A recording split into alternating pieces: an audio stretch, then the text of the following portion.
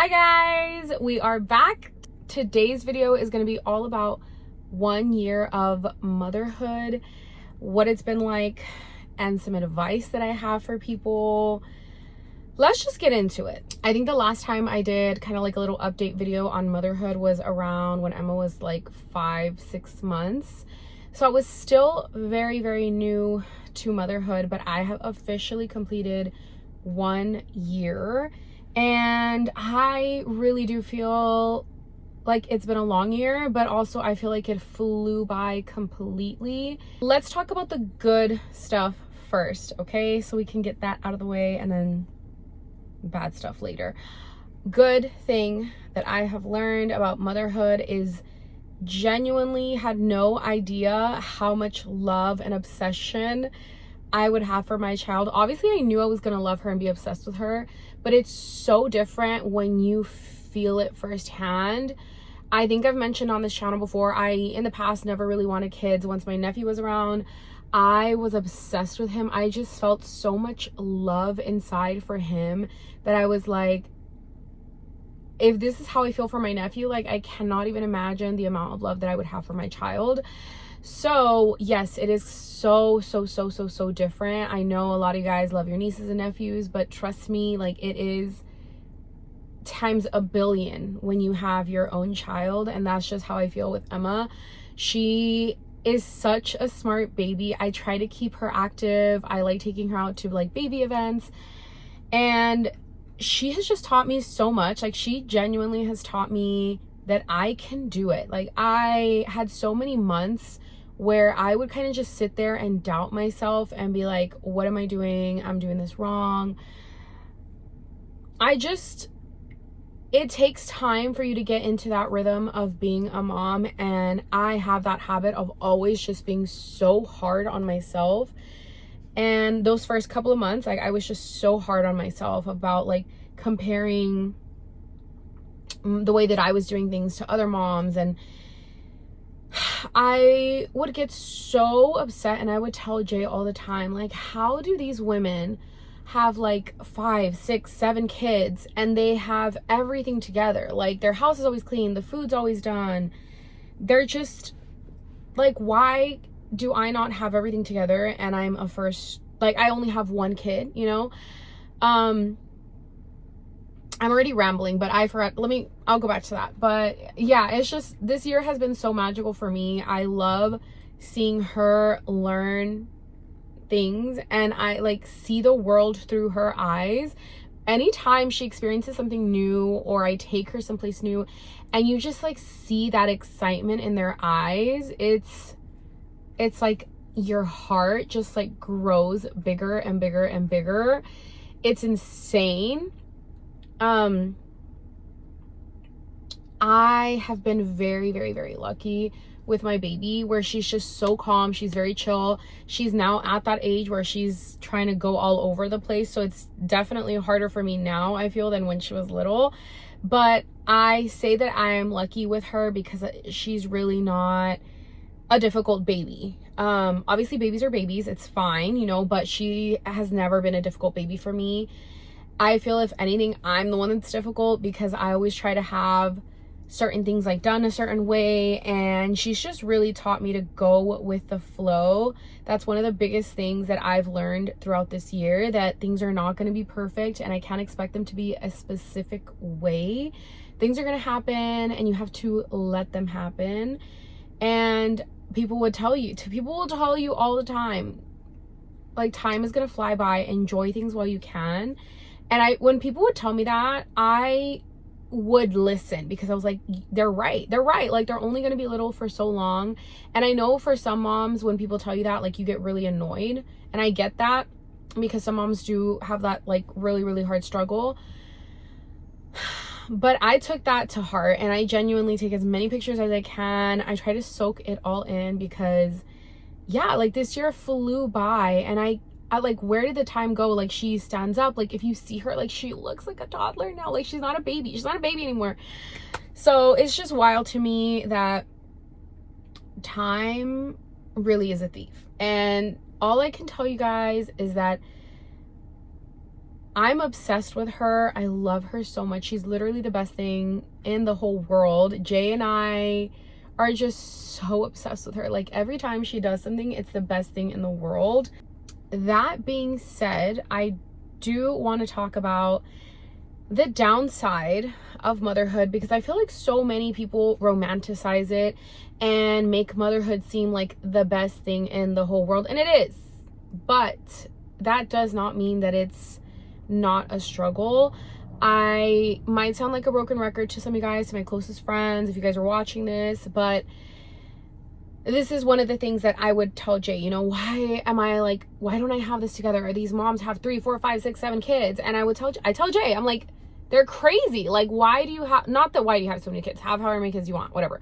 But my point is, I'm like, how? Like, how do you have so many kids? And how do you have everything so together?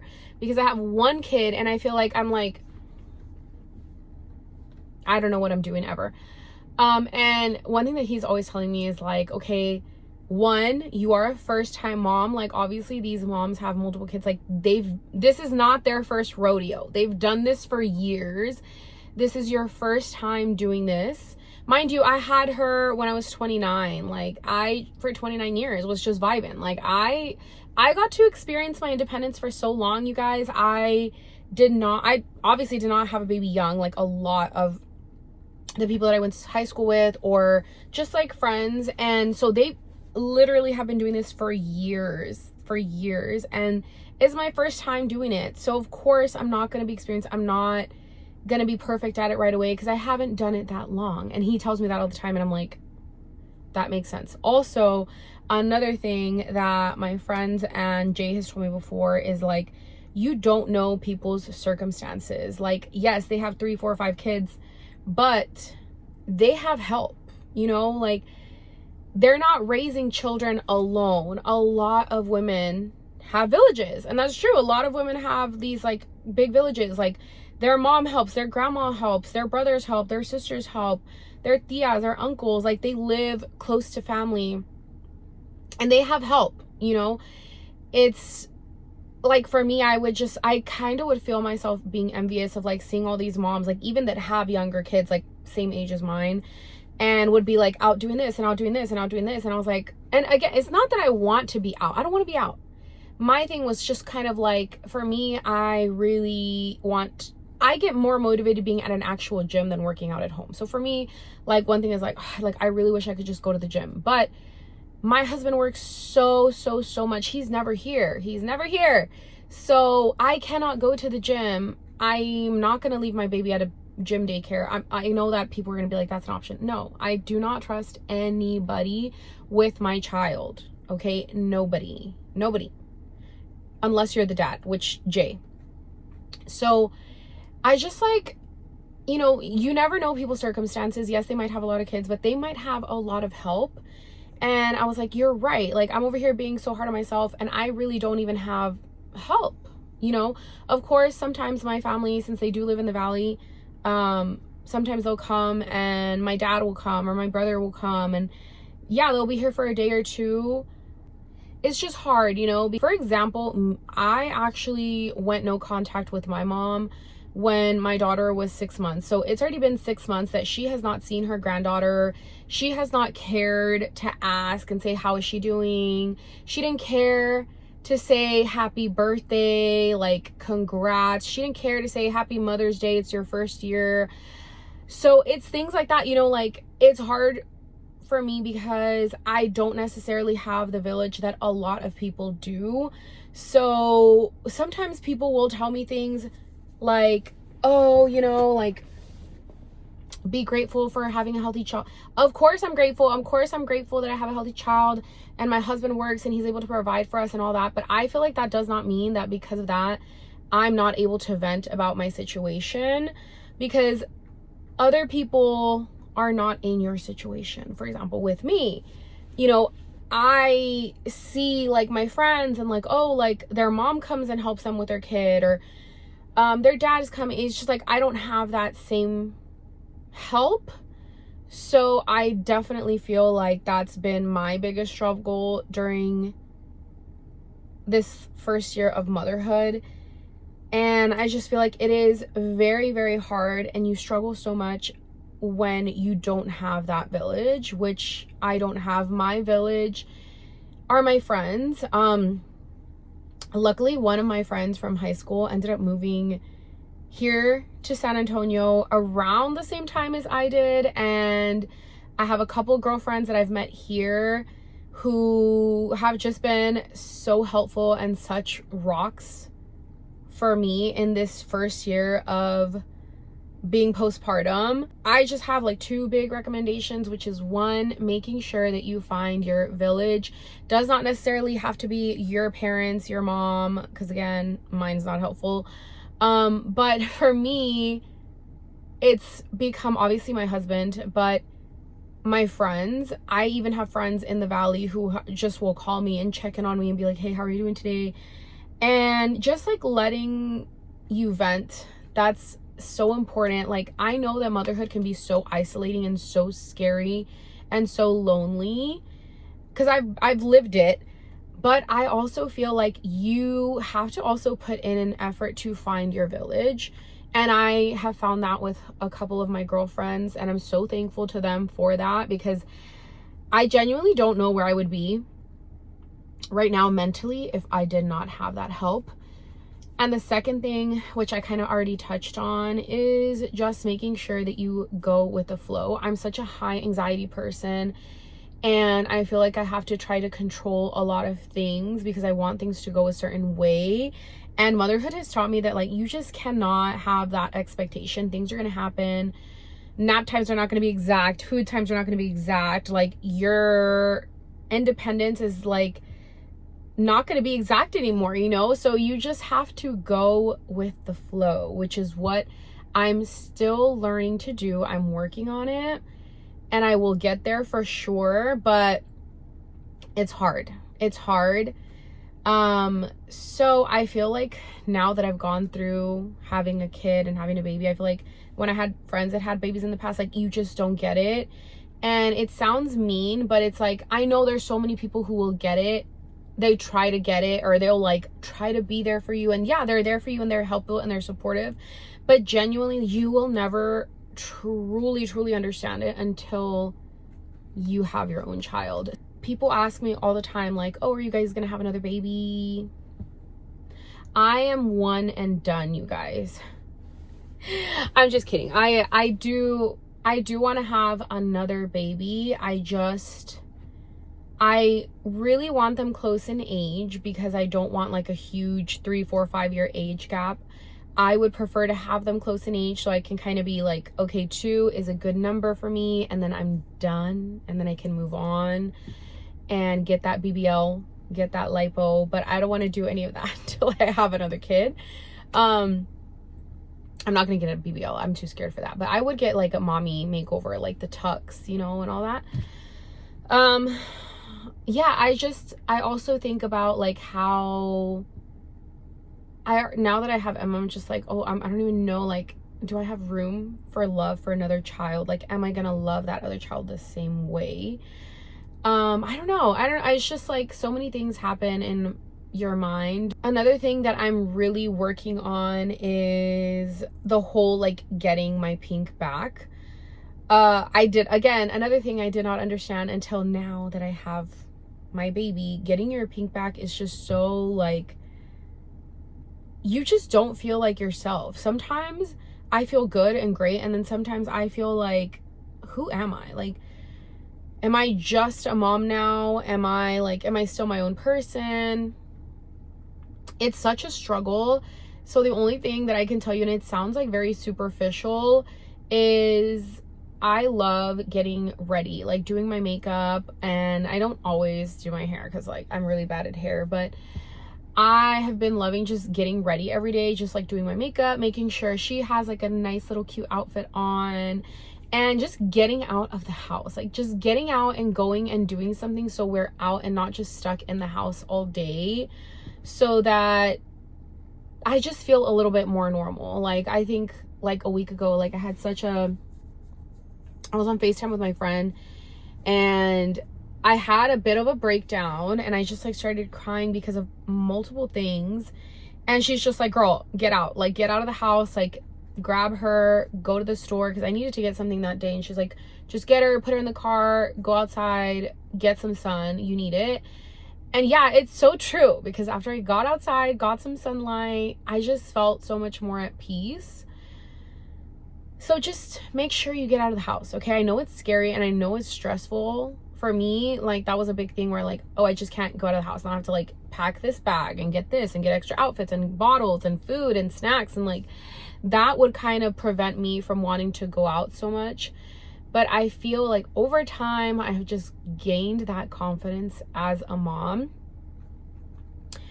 So I'm going to end with, like, a little clip at the end, just showing you guys how I, like, decorated the little living room upstairs for her birthday. But I definitely want to say that, yeah, the first couple months I doubted myself a lot. And I tell my friend this all the time. I'm like, I don't need anybody to tell me that I am a good mom, because I know I'm a good mom, you know? And that's something that's so strange for me, because I'm the kind of person who I love hearing, for example, like, the validation from my husband. And I feel like with this, I'm definitely growing into my own, because I know for, like, 100% fact, like, there's a lot of things that I suck at and that I'm not good at, and I'm still learning and I'm doing this. But, like, the one thing I can tell people is that I am a good fucking mom, okay? I know that, like, within.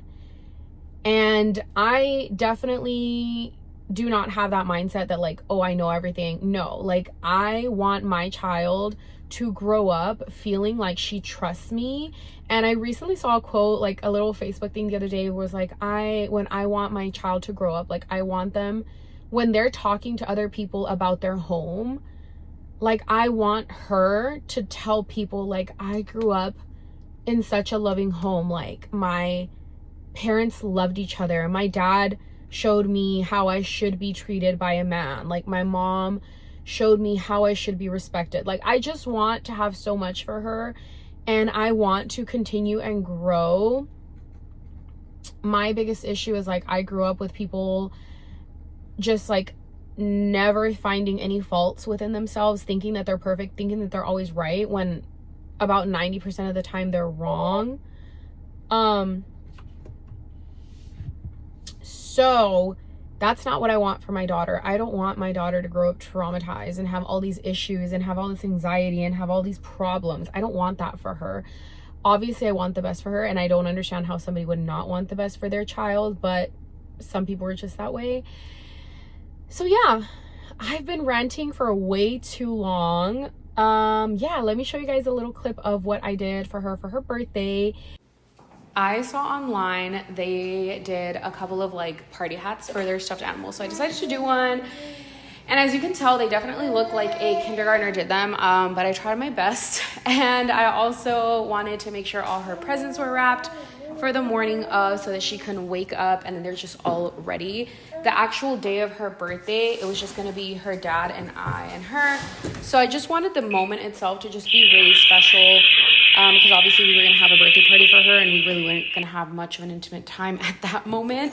Jay ended up helping me put some cute little decorations on the wall, and look, this is what it finally turned out. I wanted her to, like, wake up and just see everything and just be, like, mesmerized. I'm really big on birthdays, so I just want every single year for her to be very, very special. I want it to be something that she looks forward to and loves. And we ended up even recording a cute little message, which we are going to compile them every year and give them to her on her 18th birthday, so she will never see them until then. And thank you guys for watching today's video. A little bit late on uploading this video because it's been a crazy week. Had her party and, like, we celebrated her here at home. But that's pretty much it on my 1 year of motherhood. Thank you guys for watching today's video, and I will see you guys on the next one. Bye.